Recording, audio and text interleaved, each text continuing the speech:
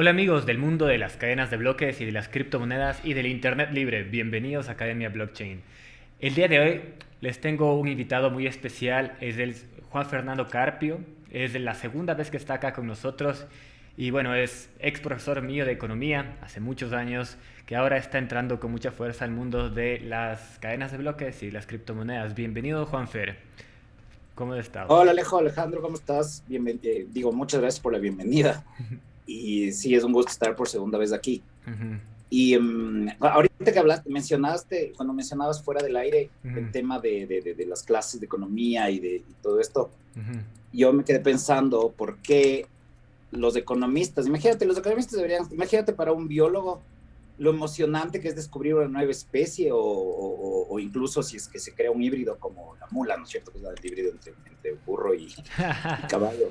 Sí. Este, pero debería ser fascinante para un biólogo, sea un experimento que sea sustentable en el tiempo o solo ocurrió una vez. Ujú. Y no hay esa curiosidad, ni siquiera, bueno, fuera la curiosidad, sino ya un entusiasmo y realmente una aceptación. Ni siquiera entre los economistas de la escuela austríaca, que es la más realista, la más humana, la más compatible con la existencia del entrepreneur, del experimento empresarial, de la prueba y error. Ni siquiera entre los austríacos. Te diría que hay un 50%, eso sí, Mm. de pensadores de la escuela austríaca, seguidores de la escuela austríaca, admiradores, profesores, etcétera, Ujú, que yo veo que ya, esto es al ojo obviamente, pero un 50% entiende o le da la importancia a este tema, incluso como experimento.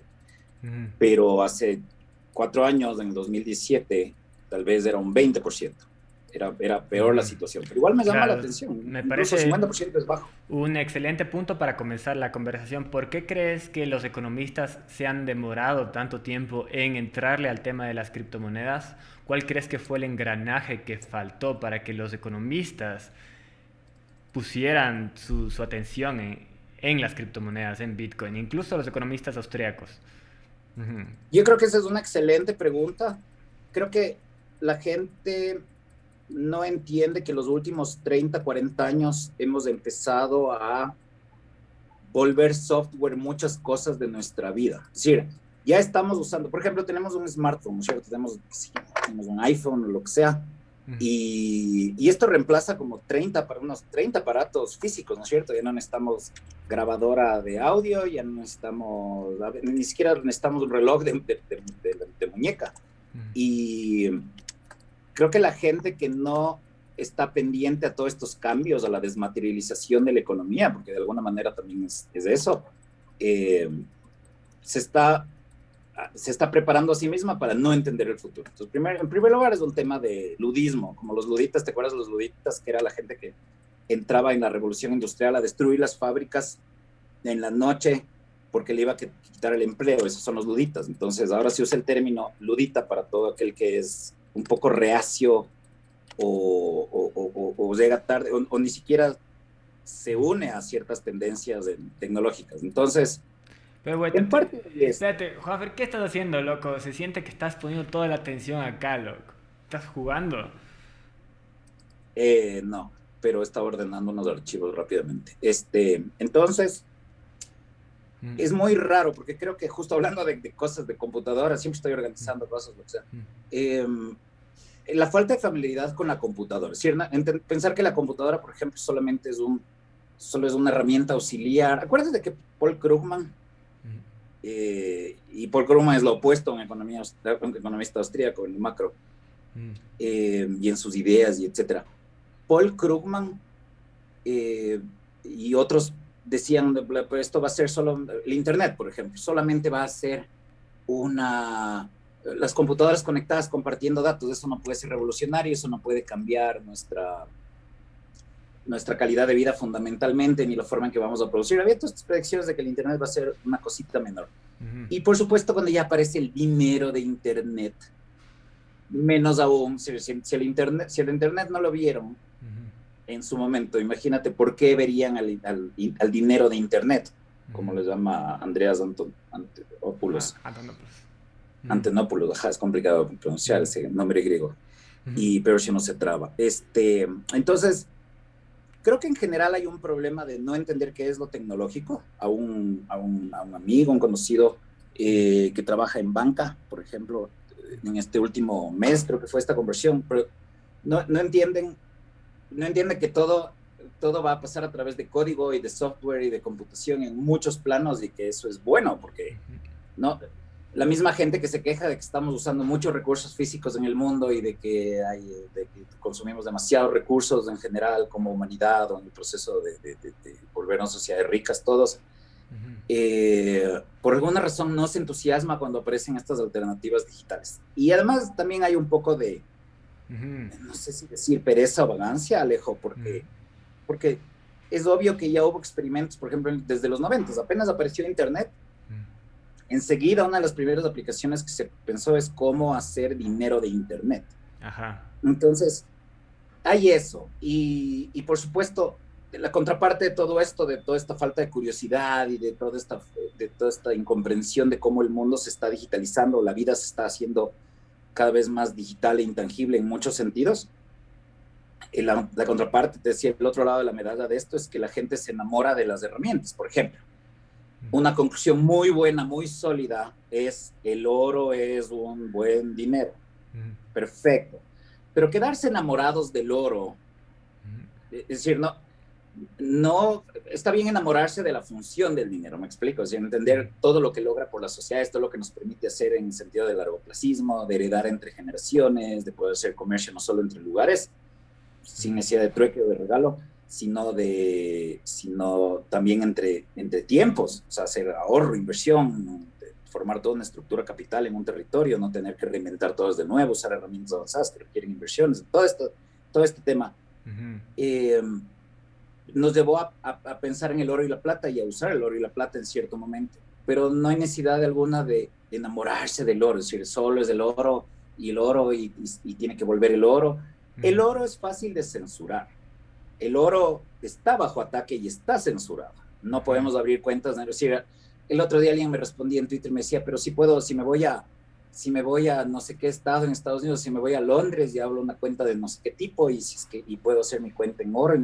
Ya, pero eso no está accesible al resto de nosotros. En contraste, Bitcoin está accesible al resto de nosotros.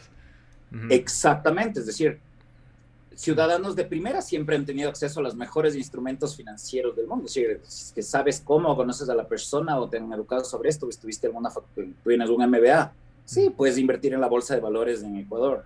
Que ese es otro tema, por si acaso, solo hay 8, es un chiste, porque son 30 empresas, creo, tal vez los números están un poco desactualizados, pero 30 empresas y 8 son las que realmente se mueven, porque hay doble impuesto a la renta en Ecuador, hay un 15% forzoso de utilidades a los trabajadores. Entonces, esto es un tema que también me comentaste que sería bueno entrar hoy en nuestra conversación, el tema del empresarialismo y la creación de valor, pero ya vamos allá. Entonces, solo terminando con este otro de... Sí. Correcto, solo terminando con este otro de los economistas, es porque se enamoraron del oro y la plata, pero no entienden muchos, incluso los que son pro mercado, pro capitalismo, pro uso de dinero sano, en resumen.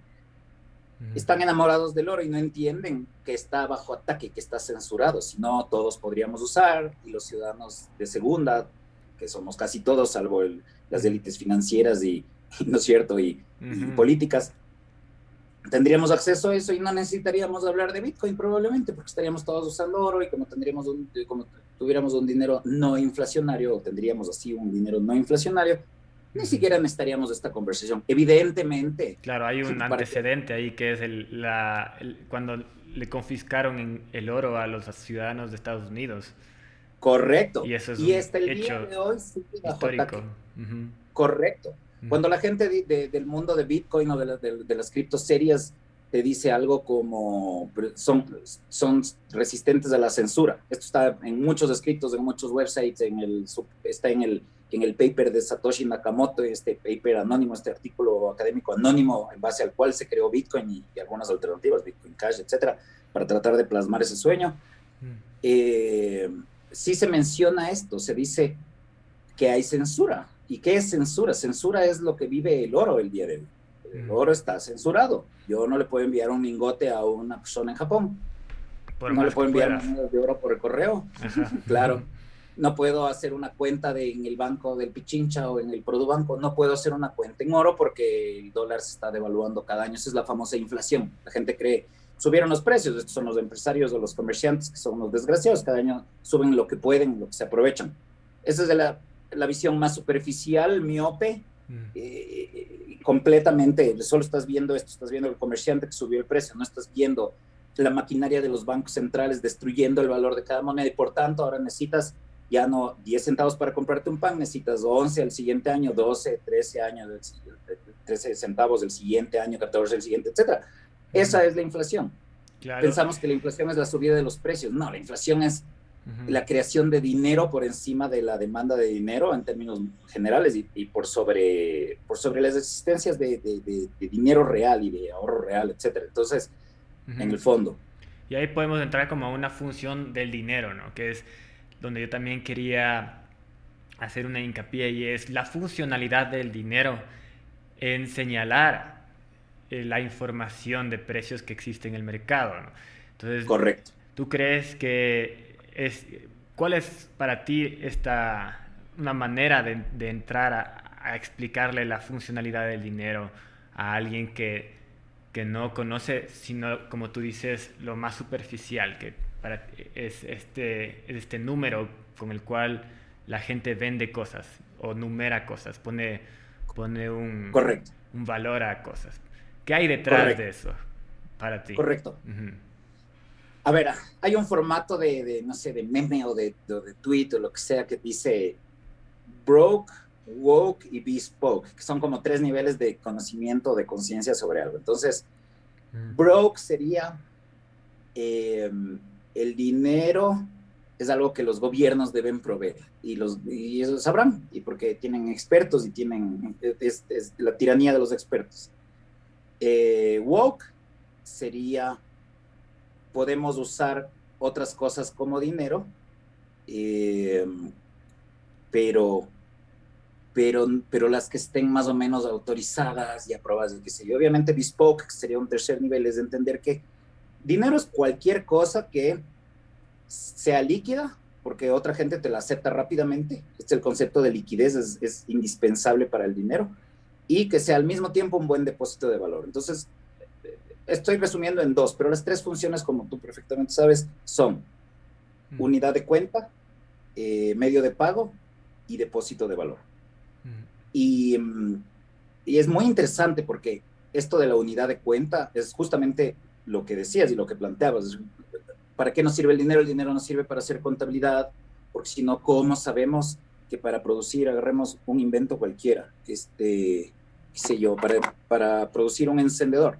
¿Qué pasa si nos gastamos $3 de materiales en hacer un encendedor que se va a vender en $1? Estamos destruyendo riqueza. Estamos haciendo lo contrario a crear riqueza. Estamos destruyendo riqueza. Entonces, ¿cómo sabemos que vale la pena? Porque nuestros costos en total, todo, mano de obra, nuestro tiempo, la materia prima, etcétera, todo esto para hacer un encendedor, que si es que suman unos 80 centavos, 90 centavos, o qué sé yo, 70, 60, no importa, pero mis costos deberían estar por debajo del precio final, y esa diferencia es del valor agregado que creé para mí en forma de ganancia. Y la diferencia entre lo que la persona que va a usarlo y el precio final se da o cuál es esa diferencia. Esa diferencia, en cambio, es el valor agregado para el consumidor. Traducción: el entrepreneur, en resumen, excede los costos con valor agregado. Es decir, toma una serie de cosas, como un arquitecto. Pensemos en un arquitecto. Esto es el ejemplo más sencillo, de hecho, más que el encendedor. Un arquitecto ve un terreno vacío, ve lo que podría colocar ahí. Los ladrillos se va a gastar, simplifiquemos esto terriblemente, ya, pero digamos que se va a gastar 1,000 en el terreno y 100 en los ladrillos y 100 en las maderas y 100 en las pinturas y acabados, etcétera, etcétera. Digamos que en total de costos le sale 1,500, pero va a crear a un todo.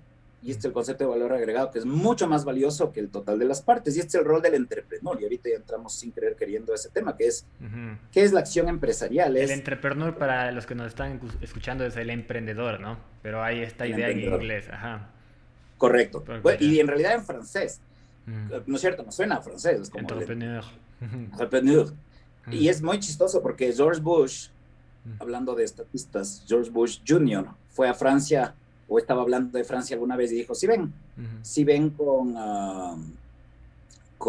si ven, Francia está estancada, eh, y los franceses, la economía francesa está estancada. Ni siquiera tienen una palabra para entrepreneur. O sea, la prueba de que no son empresas que no tienen una palabra. Pero la palabra obviamente es francesa. Okay. Del siglo XIX, en cambio, donde tenías grandes pensadores de libertad económica y empresarial en Francia, más bien tenías ahí a Bastiat, y no solo en Francia, en Bélgica, Gustave de Molinari, etc. Entonces, el Regresando entrepreneur es al arquitecto, si quieres que te coja. correcto, Ajá. vamos al arquitecto como entrepreneur, y es que Ujú. el arquitecto ve todas estas cosas por separado. Vi estas tejas en Cuenca y vi estos adobes en Otavalo y vi estas maderas en no sé dónde, lo que sea, en el oriente, y me traigo estas maderas junto $1,500 de materiales, pero creo una casa que darme el trabajo de visualizar cómo queda y el juntar esas partes y ponerlas en un todo ordenado, etcétera, hace que sea un todo más que la suma de las partes. El todo es más que la suma de las partes. Por lo tanto, Ujú. eh, por lo tanto, esa casa la voy a poder vender en 2,000, por ejemplo. Sin embargo, aquí viene lo más interesante. Para la persona que compra la casa, Ujú. vale más de 2,000. No hay una unidad no hay una medida o una unidad para valor. El valor siempre permanece subjetivo y personal. Para una persona esa casa no va a valer la pena, para otra va a valer mucho más que los 2,000, y por eso va a pagar, o sea, mucho más o más que los 2,000.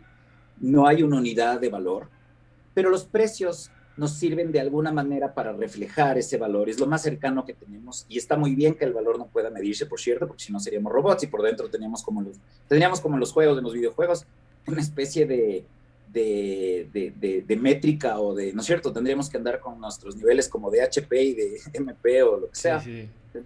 Tendría que verse unos números, pero como el valor, dado que el valor es subjetivo y personal, Ujú. en principio, y luego, por supuesto, también dependiente de la cantidad de unidades que haya o no equivalentes de algo. Es decir, no solo es significado personal. Un tractor, para que me sirva de algo, y tengo que saber cuáles son los usos del tractor. Si yo estoy viviendo o yo estoy viviendo en la selva, soy alguien no contactado, en una tribu no contactada en el Amazonas, y me traen un tractor en helicóptero y yo no tengo idea de para qué sirve eso, no es un bien para mí. Entonces, el valor es primero subjetivo. Y luego tal vez si valoro, me explican para qué es el tractor y qué sé yo, y qué interesante. Ujú. El primer tractor es mucho más importante que el segundo. Ujú. Pensemos en una familia, dejemos el tractor un segundo, pongamos Ujú. otro ejemplo más. Ujú. Una familia que tiene solo un auto va a usarlo para muchas cosas, y ese auto es de vida o muerte para esa familia.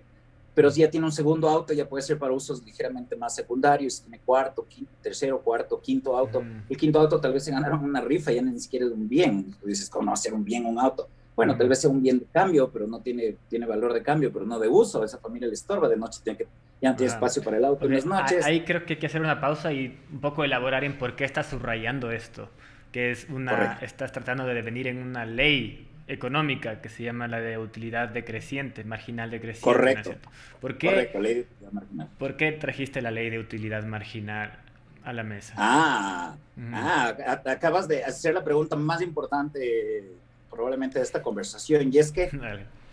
aunque te parezca raro, por lo Ujú. menos tres de las cuatro grandes escuelas económicas, la marxista, la keynesiana y la Chicago, está en el medio en algunos temas. Pero solo la cuarta, la escuela austríaca, de las cuatro grandes escuelas de economía, Ujú. reconoce la utilidad marginal, este principio de utilidad marginal que mencionaste. Es decir, mientras más unidades haya de algo, menos importantes las unidades. Por eso es que los panes en general son más baratos, en general, no en todas las situaciones, son más abundantes y menos deseados que un diamante. Ujú. La Porque en la última mayoría de Coca-Cola del situaciones, desierto. Ujú. correcto, o una Coca-Cola o un galón de agua, te estás muriendo de sed al segundo día en el desierto, quieres el galón de agua, no vas a hacer un esqueleto muerto con un diamante en la mano, Ujú. para que las que pasen por ahí tengan una moraleja o una lección. Entonces, pusimos 3 o 4 ejemplos, pero el punto de todo esto es que el valor es primero subjetivo, porque uno entiende para qué sirve ese bien dentro de sus planes, ya sea de consumo o productivos. Y lo segundo es si es que hay otras unidades, o por ejemplo, si hay sustitutos para algo, ¿no es cierto? Es decir, si es que tienes bienes sustitutos, esa cosa no puede ser tan cotizada. Si tú puedes decir, este es el último galón de agua que hay en el desierto. pero hay un montón de otros galones de limonada. Entonces ese galón ya no es tan valioso como si no hay alternativas. Entonces, mientras más unidades alternativas, o ya sea de otros bienes que sean sustitutos o unidades alternativas del mismo, mientras más de esas haya, cada unidad es menos valiosa y se asigna a usos o fines menos importantes que la anterior. Entonces, esto es muy interesante porque este es el principio que nos sirve para entender justamente por qué algunas escuelas económicas, algunos pensadores económicos, autores, incluso economistas famosos del mundo, Paul Krugman, por ejemplo, ganador del Nobel por algunos temas de comercio por ahí, pero en estos temas de macro y dinero no sé cómo decir esto elegantemente para la entrevista, pero terrible. Es terrible, es un tipo terrible. ¿Y Entonces, qué perspectiva le falta sobre esta ley de correcto. utilidad marginal decreciente a estos actores que tú mencionas ahorita? Y ahí hiciste la segunda perfecta pregunta sobre el tema, y es, ya vimos que es la ley de utilidad marginal, a la siguiente unidad que obtengamos equivalente de algo, ya sea de lo mismo bien o sustituto del mismo por el mismo uso, lo asignaremos a un fin de menor prioridad que el anterior, es decir, cada unidad es menos valiosa, mientras más, si hay mucho de algo. Bolívares venezolanos hay tirados en las calles en Caracas, porque hay tantos, se imprimieron tantos que no valen nada. Entonces, lo que hacen estas tres, o por lo menos las dos peores escuelas de economía, grandes escuelas de economía, lo que hacen mal es no aplicar este principio de utilidad marginal al dinero. Sí, los marxistas no lo usan para nada. Los keynesianos la usan para ciertas cosas, pero en temas macro y de dinero se bloquean y creen que un tecnócrata debe operar la maquinaria y tienen sus metáforas, además son mecánicas, mecanicistas, la máquina, imprimamos que la velocidad del dinero, hasta sus metáforas, Alejo, son de la física, son robadas de la física. Los chicagos también tienen estas metáforas de la física, pero son mucho mejores, muchísimo mejores. Pero llegan solo hasta la teoría cuantitativa del dinero. Sí, los chicagos llegan, por lo menos ya, a diferencia de los marxistas y keynesianos, ya llegan a la idea de si se imprime más dinero, el valor de cada unidad va a bajar y ya. Pero solo llegan hasta la teoría cuantitativa, solo llegan a esto, más cantidad reduce el precio y para empezar el valor de cada unidad en el mercado. Y el precio obviamente al que se intercambia reflejando ese valor. El valor no se mide, solo se refleja en precios. Y finalmente tenemos la escuela austríaca que ya nota, y muchos de sus pensadores y mucha gente explora cada vez más los principios o propiedades cuantitativos del dinero. Y aquí es donde justamente, y es interesante cómo esto nos conecta con el primer tema, este enamoramiento con el oro, que el oro es una maravilla por si acaso, no estoy diciendo que no, pero como es fácil de censurar, ¿qué propiedades de dinero? En inglés hay la palabra moneyness, dinerabilidad, hay distintos grados de dinerabilidad. Entonces el oro tiene un alto grado de dinerabilidad, pero no necesariamente tiene todas las propiedades que Bitcoin tiene o que una cripto tiene. Entonces, me parece que, y conectando todo lo que hemos hablado hasta ahora, hay una falta de curiosidad, hay una falta de flexibilidad para no enamorarse de la herramienta que resolvió cierto problema antes, sino que creo que deberíamos enamorarnos de nuestras herramientas analíticas para analizar el Bitcoin con las herramientas. Y no es el oro o nada. Claro. Y tal vez venga algo a futuro incluso mejor. Es difícil concebir en este momento, pero tal vez venga algo aún mejor que el Bitcoin. Entonces, ¿vamos a estar enamorados del Bitcoin? No. Enamorémonos de las herramientas, de los instrumentos, de los conceptos básicos para que los aprovechemos. Y para finalmente lo último que quedó suelto. Ahí creo que hay como, digamos, complementar un poco lo que dijiste con que, claro, es entendible que los economistas que no ven este problema de aumentar la masa monetaria indefinidamente, no van a ver tampoco el valor de tener una escasez digital imposible de franquear, ¿no? Imposible de dañar. Entonces, por ahí, ¿sabes qué nos quedó un poco suelto? El tema del valor generado por el arquitecto que une las partes y genera algo que es más valioso a lo que está previamente construido. Ahí hay una información que justamente mencionaste que si es que hay una persona en la Amazonía que recibe un tractor, no sabe para qué es el tractor, no tiene el conocimiento para darle un valor subjetivo al tractor. Correcto. Entonces hay una información que está de manera tácita, un poco regada en la sociedad de emprendedores, por así decirlo, Sí. en la sociedad. Entonces el dinero de alguna u otra manera ayuda a mover esa información, digamos. Quizás Mm, eso es lo que te pasó, que por ahí quedó no, un ahí cabo estás, tú suelto, estás digamos. Si definiendo quieres tú muy tómalo. sólidamente un punto de vista hayekiano. Lamentablemente este punto de vista, y Hayekiano es. Hayek era un tipo brillante, pero yo soy del ala misiana, del ala de Mises, no de Hayek. Ok, Y te voy a decir por hagamos un qué. Porque paréntesis. para mí los Friedrich Hayek precios, es un economista ganador del Premio Nobel 1974. Ludwig von Mises es otro gran economista de la Escuela Austríaca de Economía. Ok, es algo que les recomiendo mucho revisar a estos dos economistas. Por favor, continúa, correcto. Juan. Ujú, Sí, no, excelente punto que haces. ujú, Les invito a estudiar a Mises y a Hayek, sobre todo a ujú, Mises en muchos de estos temas, porque Hayek es un brillante pensador social de la evolución de las instituciones, etcétera. Sí, vale la pena. ujú, Pero en las partes donde están en desacuerdo, Mises es mucho más sólido. Y te voy a decir por qué. ujú, Para, para los seguidores de Mises, esto es un interesantísimo debate. Para los seguidores de Mises, el dinero y los precios sirven para calcular. Punto. ¿Qué es un precio? Yo compré ayer de nuevo, sigamos con el encendedor digamos que este encendedor es $1. ujú, Eh, en base a esa tasa pasada de intercambio entre dos cantidades de bienes, es decir, $1 o 100 centavos de dólar por un encendedor, en base a esas tasas pasadas, los precios son tasas pasadas o ratios pasados entre dos cantidades de bienes. Y pasados es importante porque si alguien te propone, oye, te vendo esta casa por $200,000, tú dices, no compro y no se venden 200,000, no hay precio. El precio solo hay precio cuando ya hay una transacción. Esto es muy importante. Entonces, el ala misiana dice esto, los precios no sirven para calcular. La referencia de si estaba a $1, no voy a poder venderle hoy a $2, necesito ajustarme a que los encendedores se venden a $1. Y aquí viene algo doblemente interesante, y es que en la visión de la escuela austríaca, primero va el precio y luego los costos. No es que digo, a ver, me gasté $1,600 haciendo un celular, ¿a cuánto le vendo? A 1,800. No piensa mucha gente piensa, la gente calcula sus costos, le suma una ganancia de lo que quiere obtener, un markup se llama del precio, le sube un poco para tener su ganancia y a ese precio te vende. Entonces asumen todo el tiempo, van por la vida pensando que el precio es una cosa arbitraria que otra persona le impuso. Cuando es al revés, todo precio es una propuesta de precios y está basada en que, como estamos dispuestos a pagar $1.50 por encendedores, pero no $2, el fabricante solo se gasta un poco menos o menos que eso, que ese precio final en costos, porque si no, no le sale a favor. ujú. Primero es el precio, no los costos.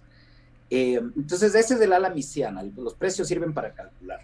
En el ala de Hayek, y este es un tema muy interesante para entender por qué no funciona el socialismo, no solo estos temas monetarios, sino en general, por qué no funciona el socialismo. En el ala hayekiana, el problema del socialismo no es uno de que no puede calcular si está creando algo a favor o en contra con respecto a sus costos, sino para el ala de Hayek es un tema de información o conocimiento disperso y los precios coordinan ese conocimiento, transmiten ese conocimiento. Pero yo tengo una crítica enseguida, y esto, bueno, esta no es mía, pero de todas las que existen, por ejemplo, es que, ¿qué conocimiento me transmite que esto se vendió ayer a $1? O si es que subió la papa al triple, yo solo sé que la papa subió al triple, no me está diciendo nada, no es que me llega la información a través de los precios, como que se transmite información. ¿Dónde está la información? Yo tengo que ir a investigar de todos modos por qué subió al triple, si es que hubo una helada, si es que cerraron las carreteras en una huelga o lo que sea. Entonces, Ujú. los precios no transmiten información, son Ok, un dato. pero sí Y sería de yo mencionar o por actúo. lo menos, digamos, describirle un poco más a la posición de Hayek para que las personas que nos están viendo, que no entienden mucho de este tema y le acabas de decir, por esto no funciona el socialismo, apuesto que se quedaran un poco como que, oye, cuéntame por qué no funciona el socialismo desde ese punto de vista que me parece algo valioso también para luego, claro, aumentar la crítica desde el lado de Ludwig von Mises.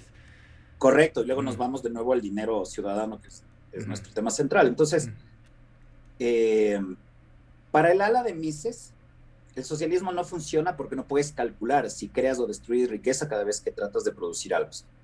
Si creas una camisa y te gastas más en costos que el precio final de la camisa, has destruido riqueza, estás saliendo en contra. No sales tú en contra, pero también sale la sociedad en conjunto. O sea, alguien perdió, si mucha gente hace eso, estás destruyendo riqueza, estás haciendo más edificios de los que la gente va a querer, etcétera. Entonces necesitas para eso calcular y poder calcular.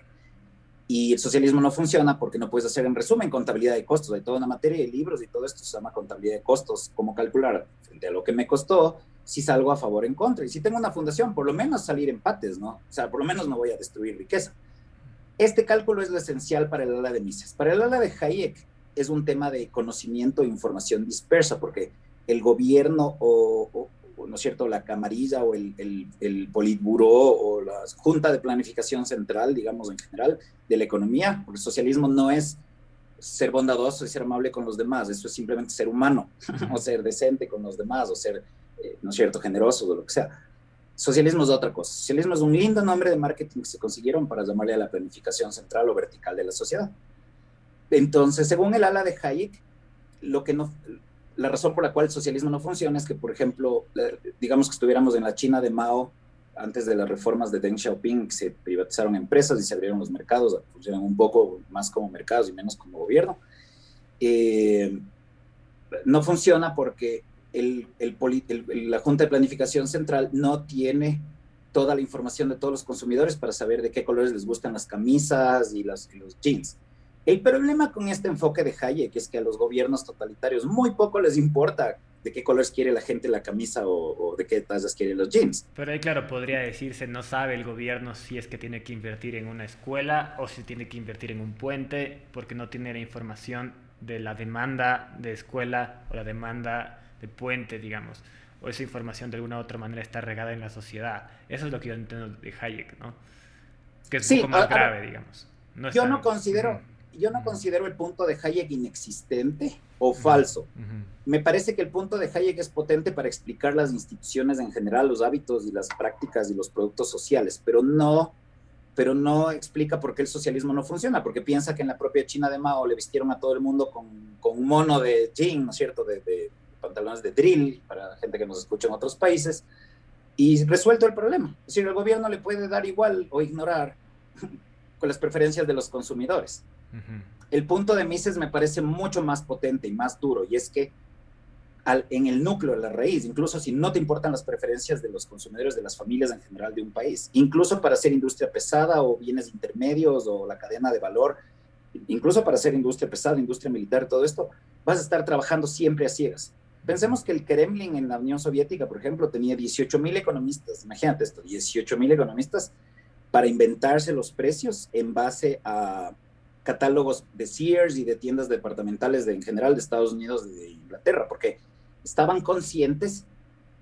Ya en esto hay una anécdota, cuando Lenin tuvo que echar atrás, dar marcha atrás en el año 2021 porque se murieron 2 millones de personas en inviernos o hasta canibalismo. Nadie nos cuenta todo esto de la historia de Rusia, de la institución del socialismo. Tuvo que echarse hacia atrás y su economista de cabecera, que era un tipo, si bien era marxista, pero era bastante pragmático, decía: a nosotros no nos preocupan los clásicos británicos, ni esas escuelas, Adam Smith, David Ricardo, todas esas cosas, porque son medio blandas y les falta potencia en muchos temas.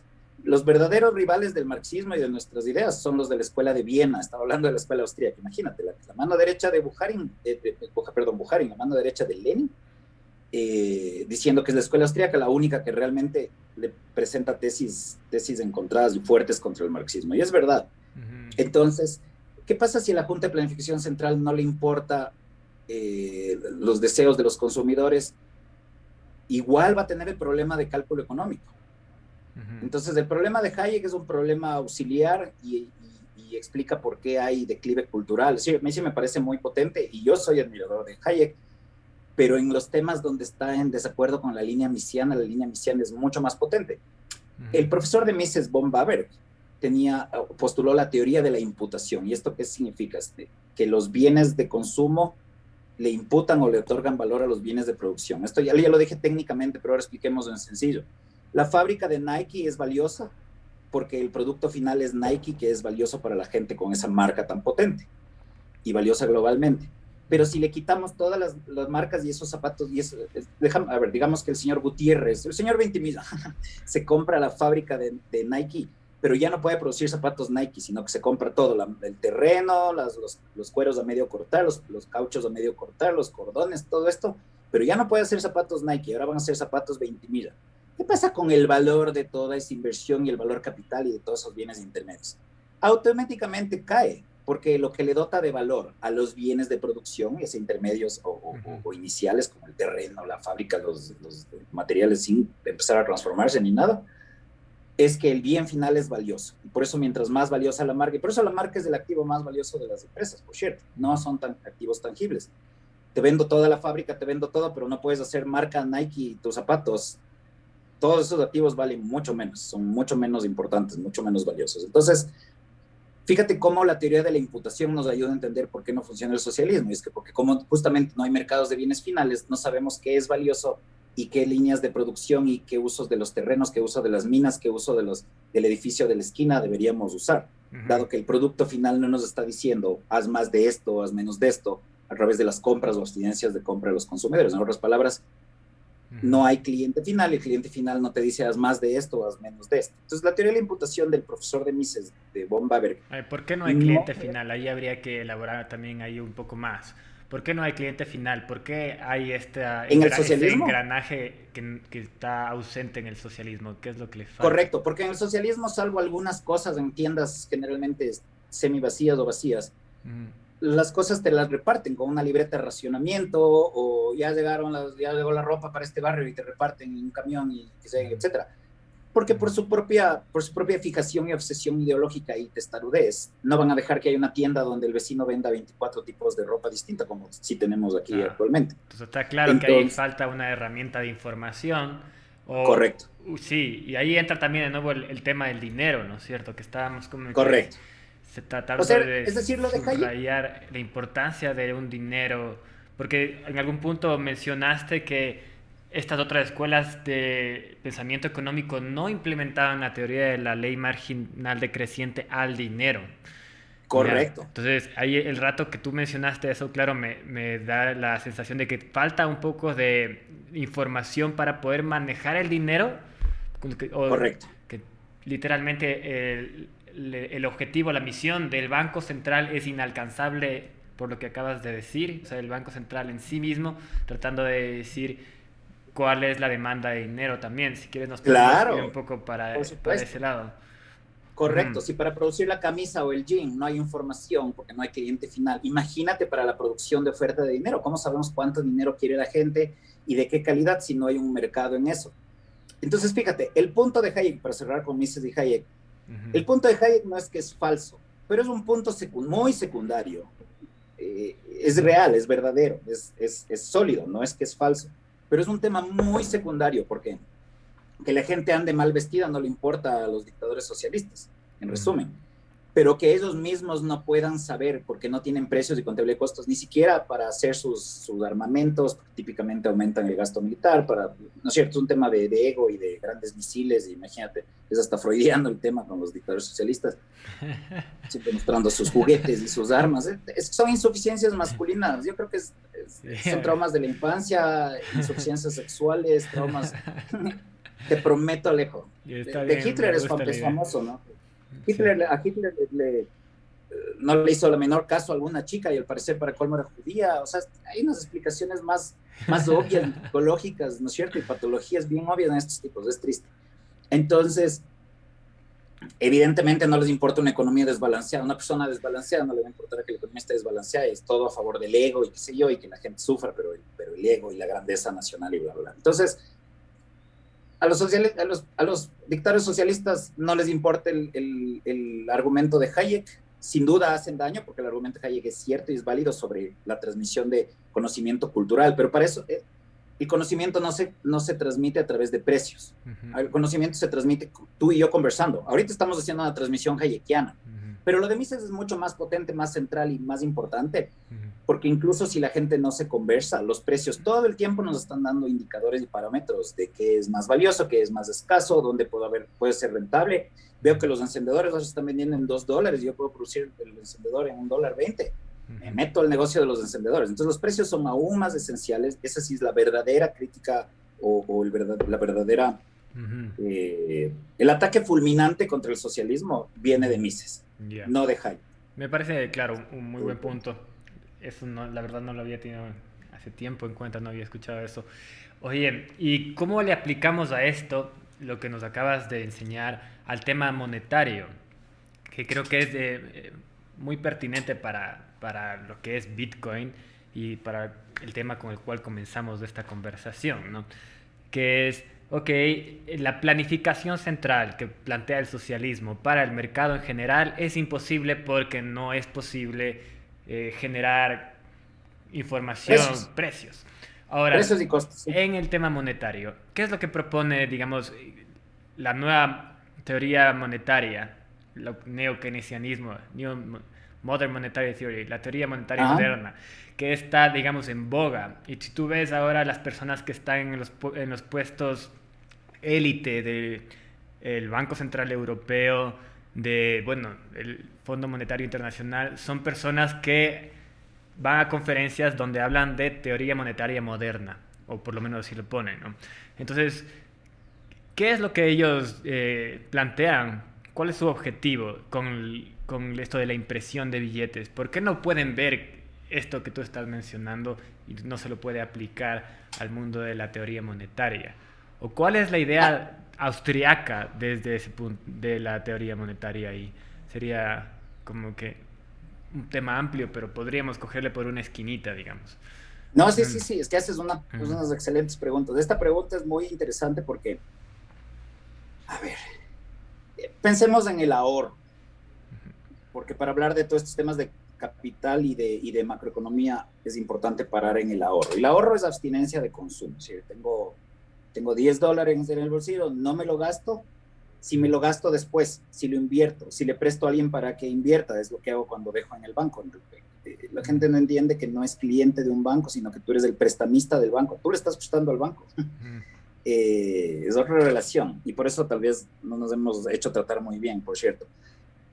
Tú le estás prestando al banco y es una forma indirecta de invertir, o inviertes tú directamente, o te gastas en consumo posterior. Tú puede ser que ahorraste para hacer una fiesta después, o para una emergencia después, o para un problema de salud en la familia, por ejemplo, después. Entonces, hay varios usos del ahorro, pero el ahorro es la abstinencia de consumo. Cuando se intenta imprimir dinero, y este dinero no es que imprimen literalmente más dólares, ¿no es cierto?, sino que se crean bonos de deuda, y estos entran a los balances de efectivo de los gobiernos. Se supone que se está creando más riqueza o se está facilitando el comercio y ese tipo de cosas. Pero lo que dicen las escuelas pro mercado, lo que dicen las escuelas pro dinero sano, es que imprimir más dinero no crea más riqueza, solo diluye el valor de cada unidad monetaria. Es como ponerle agua al vino. Tengo más vino, no, solo la misma cantidad de vino ahora está diluida entre más gente. Para colmo, cuando imprimo más, es peor que diluir agua al vino. De hecho, esta metáfora, aunque suene muy astuta, en realidad resulta siendo bien tonta, porque es peor.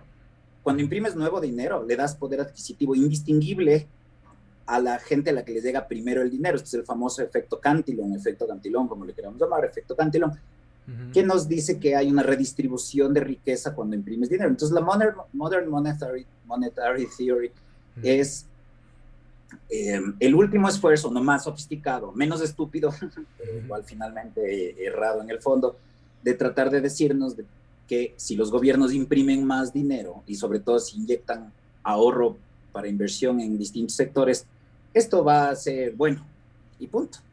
No hay dilución del valor del dinero en largo plazo, no hay una burbuja en la bolsa de valores que va a estallar tarde o temprano, no hay un mal uso de los recursos, porque piensa en toda esa vivienda que se sobreconstruyó en 2007, ¿te acuerdas la crisis?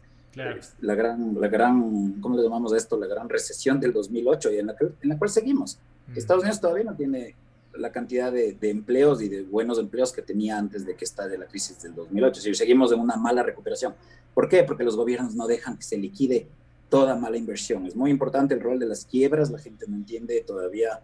La gente que está a cargo de los aparatos de opresión humana, es decir, de los estados y los tecnócratas, etcétera, no entienden esto, no entienden y no entienden una serie de cosas que solo vamos a entender si estudiamos los orígenes y los orígenes evolutivos del dinero. Y tú sabes,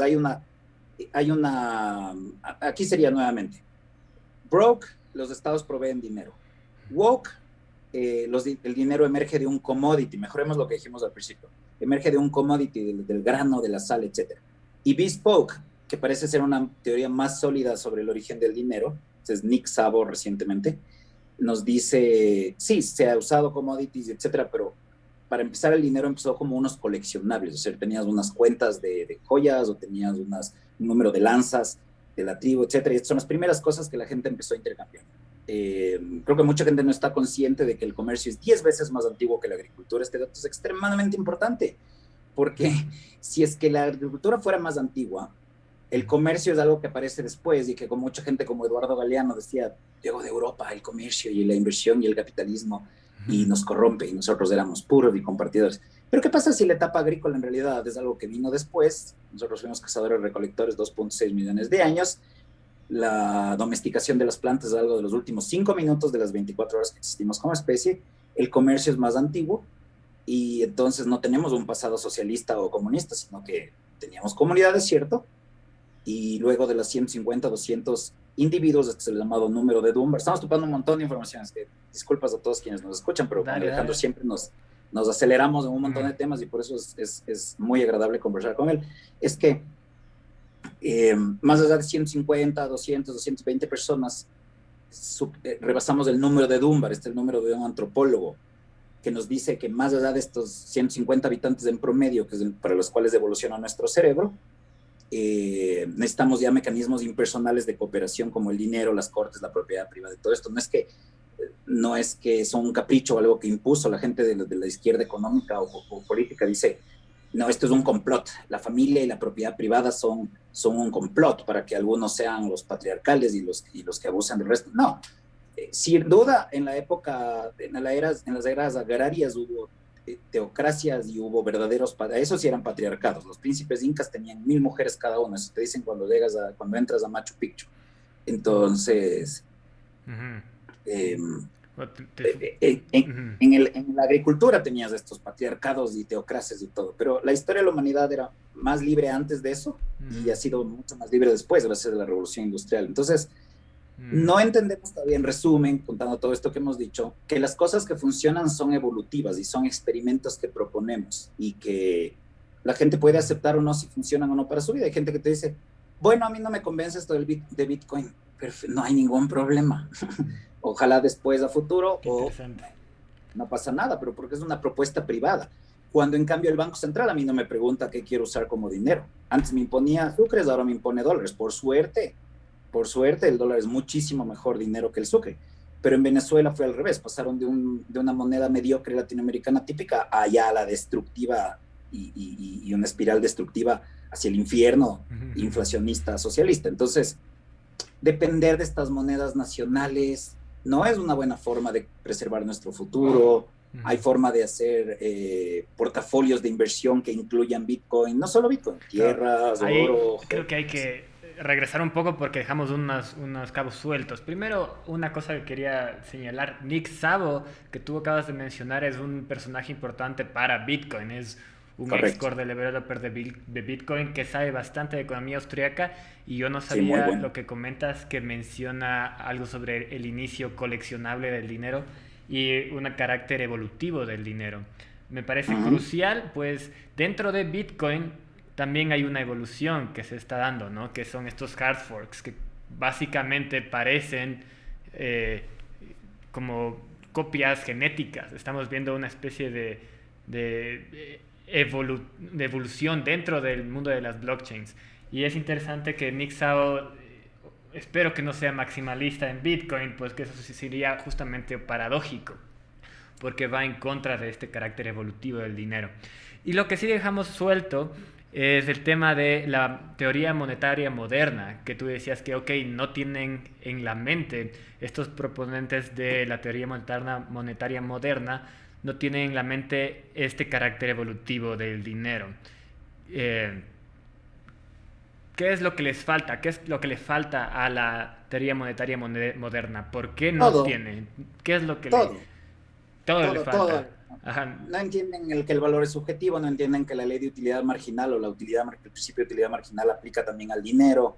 Ujú. Estas cuatro grandes escuelas de economía tú puedes clasificarlas en base a qué tanto son marginalistas, o sea, qué tanto creen que son unas grandes fuerzas, todo gigantescas, o ya entienden lo que en 1871 descubrimos como humanidad, que es que las cosas ocurren en el margen, en base a pequeñas unidades y en contextos y a individuos actuando en distintos contextos. Entonces, este es el enfoque marginal. El marxismo es cero marginal, todo es brutalista y todo es total, por eso lleva ideas totalitarias, atrae personajes totalitarios, de gente violenta.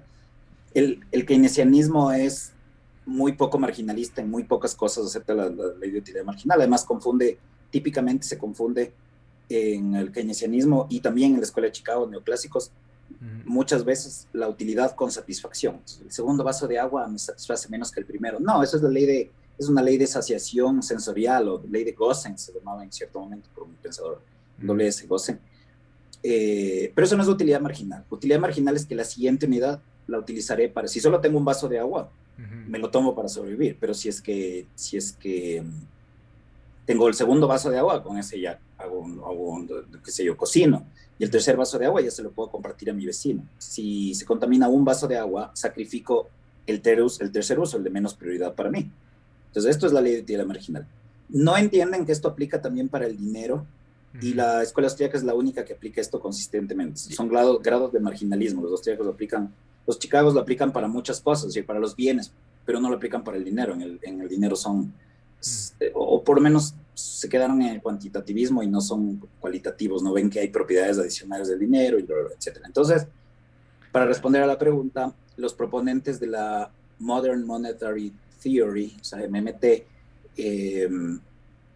no ven nada, no ven nada de esto. Y además, viven montados en una falacia, y es que más cantidad de dinero es siempre algo bueno. Una cosa es más cantidad de dinero, qué sé yo, cuando hay una crisis bancaria o hay una recesión o lo que sea, tal vez no tal vez, es bueno que llegue más dinero, o tal vez es la única instancia en la que imprimir dinero porque realmente desapareció de los saldos de todo el mundo. Puede haber unas excepciones ahí, sin duda, pero estas escuelas creen que imprimir más dinero es algo bueno de por sí, porque sufren de algo, y esto es un término que seguro que es nuevo en tu programa, en tu podcast, es apoplithorismosfobia. Apoplithorismosfobia significa miedo a los precios decrecientes. Existe esa palabra.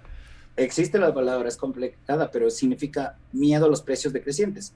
Solo pensemos esto, nosotros ahorita estamos usando, en este momento estamos usando Zoom, estamos usando audífonos, estamos usando una cámara, estamos usando una computadora para empezar, qué sé yo, internet. Todo esto está en un sector, en el de IT, el de computación, que tiene precios decrecientes cada año. Cada año te puedes comprar más barato un gigabyte de memoria o de disco duro. Y sin embargo es una industria siempre, no cada vez, pero siempre rentable. Nunca no ha sido rentable. Y de hecho la empresa más valiosa del mundo, Apple, está en ese sector, en un sector donde los precios caen cada año. Si te quieres comprar y tú me vas a decir, no, cuestan lo mismo. Yo he oído gente que te dice, es lo mismo, te gastas lo mismo en una computadora.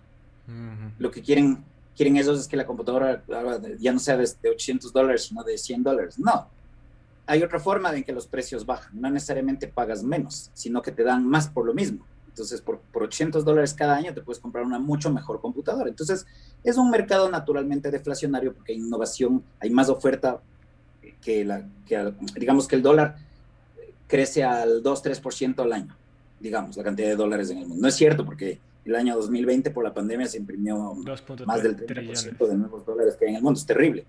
Y eso algún día se va, más pronto que tarde, va a desembocar en los precios finales. Por lo pronto solamente fue a las hojas contables de los bancos, grandes corporaciones y qué sé yo, se usó en los libros contables, pero en dólares de la calle y en la pérdida de ese valor de los dólares de la calle va a desembocar tarde o temprano, no hay forma de que no, pero por lo pronto solo va a inflación de activos.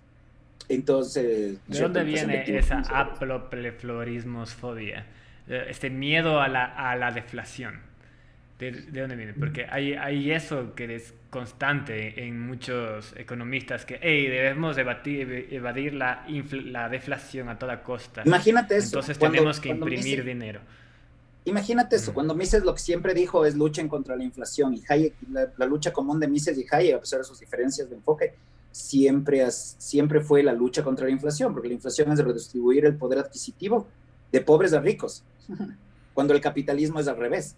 El capitalismo, y que era lo que teníamos hasta los años 20, era la gente más rica y ambiciosa compitiendo para servir y atender mejor a los, e incluso sin proponérselo. Lo que querías hacer tú es fortuna, pero para hacerlo creabas un negocio que atienda mejor a los demás y hacías la oferta de algo más abundante y por lo tanto los precios bajaban cada año. Entonces el poder adquisitivo del dinero iba ganando año tras año. Esto es más o menos hasta el fin de la Segunda Guerra Mundial, año 48, Bretton Woods, en que era lo habitual, la gente ya se deshabituó. Y los economistas y las facultades y los políticos, obviamente felices de la vida con esto e impulsando eso y financiando a estos autores, a estas facultades, etcétera, que nos dicen que cuando caen precios es una crisis. Y eso es confundir los dos tipos de deflación. La deflación productiva, la de que haya más ofertas. Y ahora todos nos dicen en las clases o principios de economía o en clases de economía o en el primer libro de economía, dicen cuando hay más oferta van a bajar los precios, pero nunca vemos eso en nuestras vidas, porque desde el año 48 no se deja que pase. Se encarga el establishment político-financiero, es decir, los bancos centrales y sus aliados, de inflar la cantidad de dinero para que nunca caigan los precios para nosotros. ¿Por qué? Porque confunden la deflación productiva con la deflación de crisis. Es obvio que si mañana en una crisis bancaria y cierran todos los bancos y queda menos dinero disponible, van a caer los precios del resto de cosas porque hay menos cantidad de dinero y todos quieren cambiar sus bienes y servicios por ese dinero. ¿Me explico? Así compramos dinero vendiendo otros bienes y servicios, nuestros servicios personales u otro producto, otro bien. Entonces, menos dinero para la misma cantidad del resto de bienes y servicios va a hacer que cada unidad monetaria se cotice más. Pero eso pasa en las crisis. Pero no porque pasen las crisis significa que cada vez que hay precios decrecientes, eso causa crisis o hay una crisis. Si no, el mercado de IT de computación viviría en crisis y es el más rentable y tiene la empresa más valiosa del mundo, que es Apple. Entonces, y Google y Microsoft no les va nada mal, ¿no es cierto? Claro, Entonces, y bueno, es un mito bastante como atractivo para los que tienen la impresora de billetes, ¿no? Correcto, es totalmente conveniente. Entonces, en el fondo, básicamente, y fíjate que mencionamos la escuela de Chicago, neoclásicos, ese es el problema del modelo chileno. El modelo chileno tiene muchas cosas muy buenas, tiene el rule of law, ¿no es cierto? Tiene el imperio de la ley, cortes y un sistema judicial serio, cosas que Ecuador y qué sé yo, y Bolivia, y es triste los ejemplos, Argentina no tienen. Chile tiene esas instituciones de calidad, respeto a la propiedad privada, un sistema de jueces creíble, respetado por la mayor parte de la población, eso no tenemos en otros países. Hace muchas cosas bien Chile.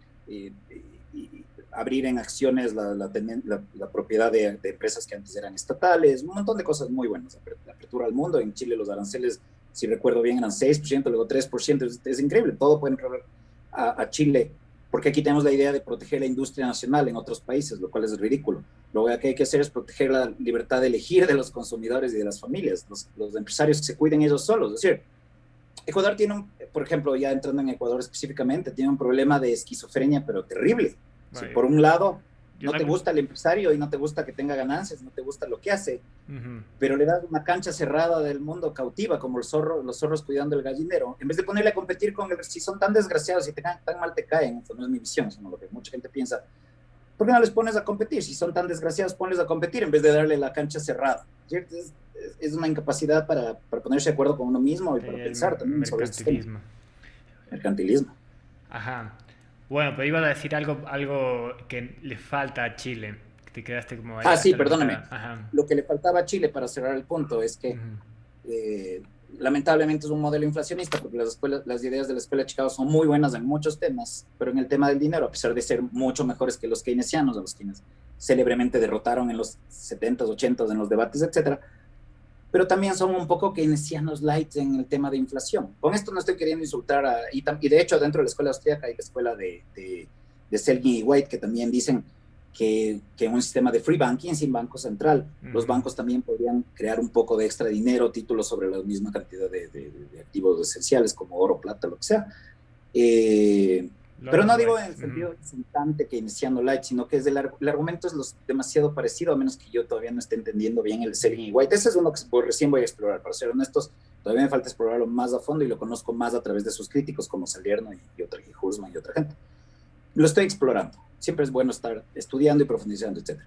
Pero de los Chicago sí te puedo decir, de Sergey White, reservas y respeto también, porque además son grandes pensadores en muchos otros temas. Puede que yo esté de acuerdo o no, ya voy a ver bien qué dice. Pero la escuela de Chicago, que es la que ha manejado Chile en las ideas desde hace 30, 40 años, es una escuela que sí te dice que más dinero cada año es mejor. Entonces no están permitiendo que los precios bajen para las clases medias. Yo veo, Alejo, y con esto te resumo cómo veo el mundo ahora. Tienes por un lado los entrepreneurs, como dijimos el caso del arquitecto, los Steve Jobs, los Bill Gates, qué sé yo, la gente que está en Intel, en Nvidia, creando mejores equipos, mejores herramientas, mejor tecnología para nosotros año tras año, mejores productos, mejorando nuestra calidad de vida, por un lado. Pero por el otro lado tienes los bancos centrales y las élites financieras erosionando nuestro poder adquisitivo de los salarios, ahorros y jubilaciones año tras año. Entonces tienes esta gran carrera. El problema del mercantilismo mundial es que te causa estos daños a las clases medias, luego tienes una revuelta como en Chile, que es marxista o de izquierda económica, sin darse cuenta de lo único que necesitaban corregir en Chile era dolarizar. Si Chile dolarizaba o ponía el peso chileno respaldado en oro y le ponía una paridad fija, tienes una cantidad estable de dinero, mucho más estable. El dólar, por cierto, en países dolarizados como Ecuador, El Salvador, Panamá, funciona como si fuera el patrón oro, porque solo entra a través de actividad real. Sale cuando compras, sale cuando te vas de turismo, entra cuando viene otra gente de turismo, cuando invierte aquí, cuando hace compras de productos de ecuatorianos, por ejemplo. Entonces, la dolarización funciona mejor en Ecuador que en Estados Unidos. Al estadounidense, el dólar le saqué poder adquisitivo año tras año. No digo que acá también no llegue algo de esa erosión de la moneda, sí de, pero para colmo al estadounidense le causa burbujas y crisis de bolsa y recesiones, a nosotros no. Claro. A nosotros nos entra, como es algo que no se puede producir aquí, entra como el oro, como un commodity que tiene una cierta cantidad más o menos estable o por lo menos crece a un ritmo más predecible. Pero si uno realmente quiere un dinero estable, y que no se imprima adicionalmente, sino que se descubra y además tenga un número limitado, un coleccionable limitado. Por supuesto, la respuesta es Bitcoin. Ya te topaste el tema de los maximalistas. Es muy interesante ver qué pasará si es que Bitcoin se convierte en una especie de patrón general para el resto de cripto. Yo soy muy amigable a que existan otros experimentos. Yo creo que en ecosistemas variados en general. En mi visión, hay gente que dice, o sea que los mercados son toda empresa privada con afán de lucro. No, no es cierto. Los mercados son ecosistemas. Yo creo que la gente pro mercado le hace muchísimo daño a la idea de los mercados, vendiéndonos la idea de que el mercado, el capitalismo o lo privado son Disney y Nestlé. No, por supuesto que no. Dentro de lo privado, de la sociedad civil, de los mercados, hay cooperativas, hay jueces de paz, hay centros de mediación, hay vecinos haciendo mingas, hay autogestión, etc. Son ecosistemas, ¿no? El momento en que hacemos estas caricaturas blanco y negro, el empresario es maravilloso y no puede cometer ningún error, piensa alguna gente. El más común es el empresario es un desgraciado y no hace nada bueno por la sociedad. La verdad está en algún punto en el medio, o tal vez 80-20, 80% del empresario es positivo en general y hay un 20% de malos elementos, igual que en otras actividades, que son los que contaminan, que son los que maltratan a la gente, qué sé yo. Y en culturas de maltrato mutuo, como son muchas en Latinoamérica todavía, donde se respeta y avasalla los límites ajenos. Tenemos un problema de límites impersonales y de psicología social brutal en estos países. En estos países obviamente habrá más porcentaje de empresarios sociales, pero eso no significa que la empresa de por sí sea algo malo o destructivo, solo que dada la cultura local, que es así autoritaria y avasalladora a los demás, así también se hace empresa. Pero en este caso, el problema es la cultura local, pues no la empresa. La empresa solo es un sistema para producir mejor, etc. Es mejor que el grupo de amigos y que la familia. ¿Has tratado de producir algo en un grupo de amigos? Es muy difícil. Sí, bueno, me parece interesante lo que dices, ¿no? Que el mercado no es solamente las empresas privadas, sino son ecosistemas como arrecifes llenos de diferentes tipos de corales. Correcto. Ahí, bueno, mira, hemos divagado bastante. Creo que podemos convertir esto en una conversación si quieres, porque yo tengo una opinión muy clara sobre el tema del maximalismo en Bitcoin. Pero por ahora déjame decirte que me encanta estas entrevistas, como que estas divagaciones tuyas son muy bienvenidas porque están llenas de conocimiento de la economía austriaca, que es algo que literalmente es lo único que es coherente con el movimiento detrás de Bitcoin. ¿Ya? ¿Por qué? Porque el manejo de la teoría monetaria que plantea Bitcoin es coherente con una escuela de economía, que es la Escuela Austríaca de Economía. El resto de economistas por algo no se enteraron estos últimos 10 años que esto estaba sobre la mesa. Ajá, entonces eso te quería decir, Juanfer. Son muy bienvenidas estas divagaciones con las que nos compartes tu conocimiento, mi gran profesor desde hace mucho tiempo, Y bueno, si es que ahora podemos continuar, llevamos como 1 hora de conversación, y si quieres continuamos con esto del maximalismo en Bitcoin, que me comentaste que tienes una posición, y ahí me voy a permitir contarte la mía. Después, pues ya se convertiría esto en una conversación, ¿cachas? Entonces... Correcto. Ajá.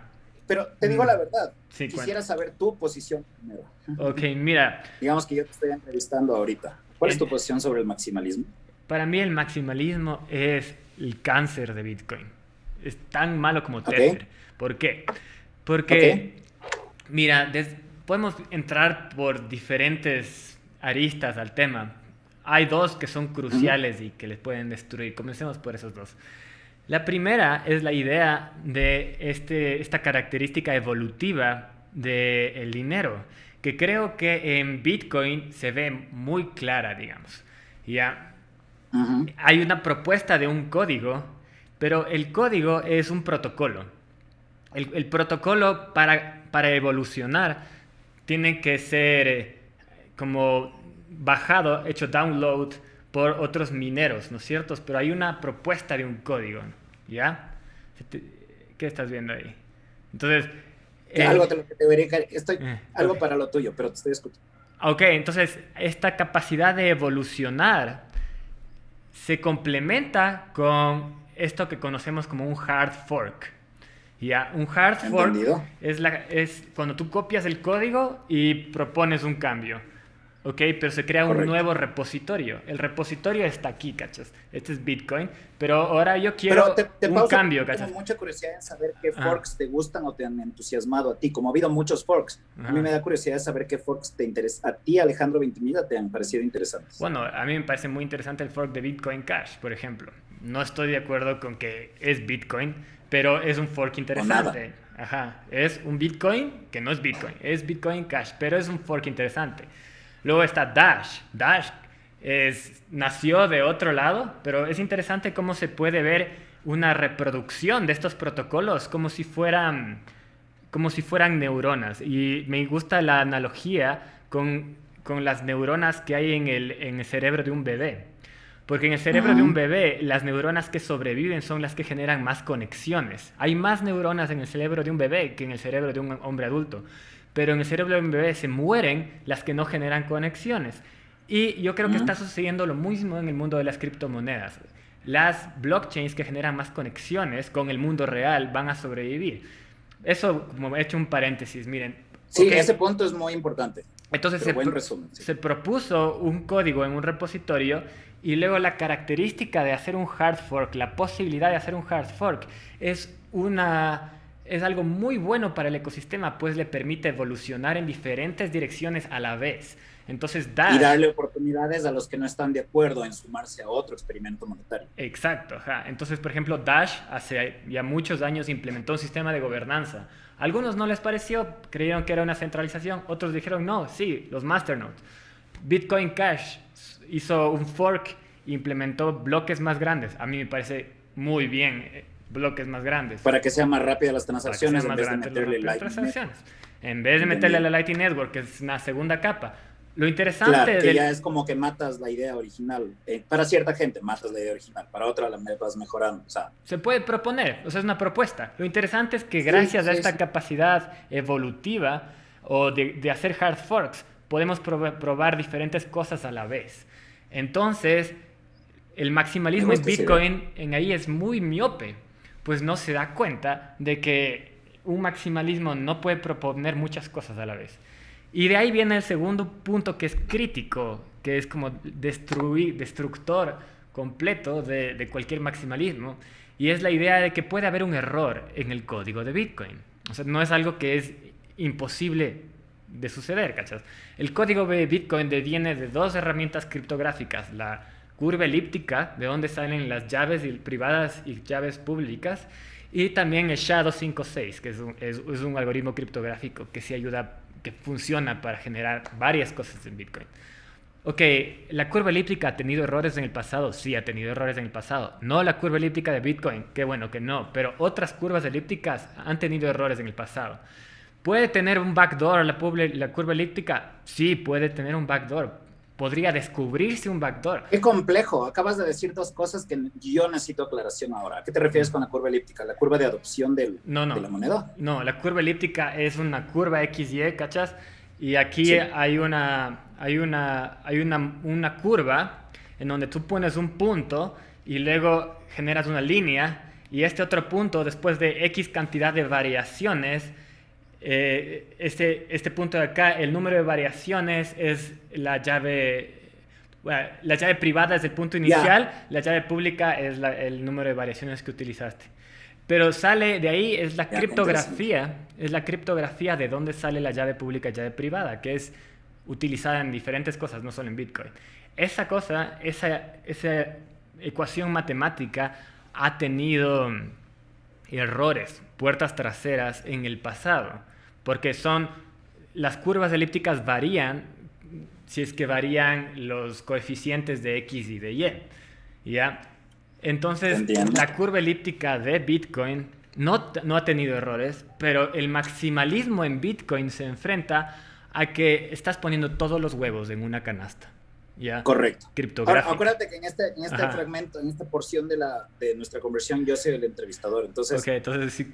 En más sencillo, porque entraste en temas técnicos que entiendo en general, pero obviamente ya son muchísimo más especializados y son de tu área. Pero en el fondo lo que nos estás diciendo es que si no hay múltiples experimentos, vamos a estar atados todos a los errores de un cierto grupo de desarrolladores. Eso es en resumen, ¿cierto? Ajá, porque yo iba a ir justamente a lo que acabas de decir.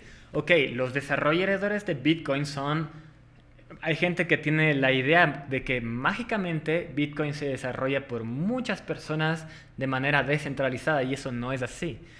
El código claro, es una fundación. Llega a unas 7 personas, no solamente la fundación. Llegan a 7 personas. Una de ellas trabaja para Blockstream, otra trabaja para otras instituciones, y entre los 7 maintainers, que son los mantenedores del código, revisan los pull requests, que es el código que envían los colaboradores de todo el mundo. Ok, lo primero que hay que pensar es que se le puede pasar un error, porque son humanos. Entonces, puede pasar un error, algún maintainer puede haberse despertado con la cabeza en otro lado y puede pasar un error crítico en Bitcoin, sí. En 2016 pasó un error crítico en Bitcoin, en el 2010 también. Entonces, ya han habido 2 errores críticos en Bitcoin. Si es que tú eres maximalista en Bitcoin, solamente te falta estudiar historia del proyecto, ¿ya? Porque ya han habido 2 errores críticos en Bitcoin que han pasado el filtro. Pregunta. Entonces, por eso no soy... Maximalismo. Maximalismo. Perdóname. Ajá, cuéntame. No, y con esto también para cerrar, porque creo que nos comprometimos a hacer menos de 1 hora, pero... Sí, estuvo ya. Esta sería mi última pregunta, ya que se viraron los papeles un poco, pero me interesa mucho porque me ayuda también a hacer un comentario final a mí también, y es que yo entiendo que los maximalistas de Bitcoin... A ver, creo que hay 2 tipos de maximalistas. Hay gente que piensa que se va a volver la única cripto, porque para qué tener varias. Esa postura no la comparto, me parece chocante, por decirlo suavemente. Pero lo segundo tipo de maximalistas, o otra gente que he oído que se llama maximalista, pero piensa una cosa muy distinta. No es que no haya espacio para otras criptos o para generar tokens, por ejemplo. Cuando haces una kermés de un colegio, por ejemplo, o no es cierto, una feria de una escuela de colegio, emites unos tickets para que la gente se los pueda gastar dentro de ese. Yo creo que el futuro es un futuro en el que todos vamos a emitir tickets para distintas cosas. Por ejemplo, tokens. Es mi cumpleaños y yo emito la Juan Fernando Coin, solo va a haber 30, le pido a la gente que done $20 o que se compre esa moneda de edición limitada, cumpleaños 2021 de la Juan Fernando Coin, y con esos $600 dono yo a una causa o alrededor mío. Entonces, creo que tokens, ¿cómo se pronuncia? Andreas Antonopoulos. Andreas Antonopoulos. Antonopoulos, no sé por qué le agregó Antete. Es por Antetokounmpo, por el basquetbolista. Sí, Andreas Antonopoulos. Decía que el futuro en The Internet of Money, que es un lindísimo audiobook, decía que en el futuro vamos a emitir todos coins. Entonces, el segundo tipo de maximalistas que yo he escuchado, o sea, tal vez estoy entendiendo mal, son los que dicen, no, va a ser como el patrón oro, el que nos va a servir como para cálculo económico, justamente para contabilidad, entre las otras, pero sí va a haber otras. Y esa sería una postura mucho más inteligente, y esa sí es compatible con la historia monetaria. Por ejemplo, en el siglo XIX, XVIII, hubo la gente que apostaba que la plata va a emerger como el único dinero, y la gente que le apostó al oro, y los que le apostaron a la plata perdieron. Pero la plata tampoco desapareció. Es como cuando inventas el automóvil, no desaparece el caballo, se queda para ciertos usos. El caballo sigue siendo para paseos, para policías y para concursos, y entre otros usos, pero no desaparece. Entonces, creo que esta visión del ecosistema, y con este comentario termino yo, esta visión del ecosistema va a permitir operar distintas monedas de distintos dineros. Por ejemplo, igual vamos a seguir teniendo oro, y tal vez siga habiendo dinero fiat, pero ya lo vamos a usar solo para gastar durante las siguientes décadas. Tal vez a futuro solo usemos dinero electrónico, tal vez usemos el dinero de Facebook, tal vez estamos en Telegram y usamos ¿te acuerdas que en 2017, 2018, cuando hubo con la primera ola de entusiasmo, y un entusiasmo exagerado para el nivel de desarrollo de todo esto, si me preguntas a mí? Si la gente se alocó en comprar Bitcoin, no sabía lo que eran las seed words y cómo guardar su llave privada, su private key, en resumen. O sea, fue demasiado poca información, demasiado entusiasmo en el 2017, 2018. Ahora estamos mucho más maduros y creo que en la visión del ecosistema nos da para tener, como tú dijiste, múltiples experimentos, ya sea por error. Y en mi caso, más que por la corrección de errores, que eso va a pasar dentro de Bitcoin de todos modos, creo que es porque vamos a usar para distintas cosas. Por ejemplo, Dash, ahora me recordaste que existe Dash, Monero. Necesitamos otro tipo de monedas que no tengan un ledger, un libro tan público como lingotes de oro, porque eso es más o menos Bitcoin, es una especie de libro con los lingotes públicos. Y sí, puedes ocultarle a la gente que tienes wallets, pero Ross Ulbricht sigue en la cárcel, o sea, no está hecho para privacidad. Pero Monero, Dash y otras probablemente sí. Entonces yo quiero que haya otras, y quiero que tengan otras funcionalidades, quiero que, etcétera. Entonces eso. Sí, con eso me despido. Yo te agradezco muchísimo, ha sido un gusto. Sí. Qué bueno que nos quedamos hasta con ganas de hablar más temas. Qué bueno que hayamos divagado un poco, porque además somos dos divagadores, pero qué bueno que así hayamos cerrado ciertos temas. Por mi parte te agradezco, y un saludo a todos los que ven este programa tuyo. Sí, Juanfer, muy bienvenido, ¿sabes? Y sí, justamente por lo que mencionaste, en el 2017 se creó este canal. Llevamos 4 años en Academia Blockchain. Creo que ya el ecosistema está más maduro y ya está listo para recibir lo que se viene, que es la ola de adopción de criptomonedas. Y está lista la comunidad para videos de más de 1 hora. Entonces, aquí estaremos haciendo entrevistas profundas, largas, que entren a un tema, a analizar las diferentes aristas, y que no lleguen a lo que te puede dar un video de 5 minutos. Eso, amigos. Ajá. Entonces, Juanfer, eres muy bienvenido. Espero volver a conversar contigo. Quizás... Luego hacemos una bien larga. Estas que sean las 2 de introductoria, y en otras nos clavamos un par de horas, pero en serio algo. Pero en algunos meses. Esa es, a conversar. Porque el conocimiento nuevo, el conocimiento que ofrece la Escuela de Economía Austríaca es muy, muy valioso. Eso, amigos, les mando un gran abrazo. Estamos en contacto. ¡Tarán! Perfecto. Bien, no salió mal. No, además le decimos, se siente tan natural. Cuando me preguntas, ¿estás jugando algo? Yo te digo, somos dos divagadores. O sea, se siente tan auténtico y verdadero. Eso sí, me gusta. Es todo bien chévere.